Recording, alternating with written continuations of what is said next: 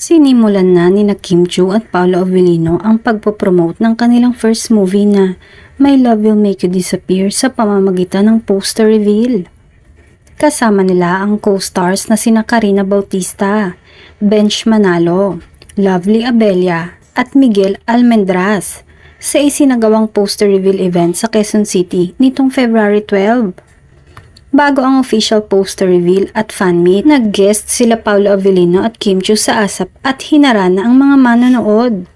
Napansin ng mga tagahanga ang bahagyang prangka, masaya at mas nakaka-relax na si Paolo sa kanilang performance.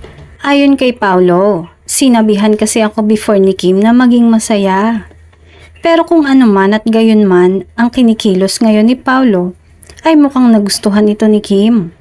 Mas gusto ko tong Paolo Avellino era, 2.0, 3.0. Tingnan mo naman yung poster namin. Paano mo naman siya mapapaganyan? Hindi talaga siya nag-goofy, as in sobrang serious face talaga siya. Ngayon pwede na siyang mag-heart sign, kaya isa talaga tong big step sa kanya, pag-amin ni Kim.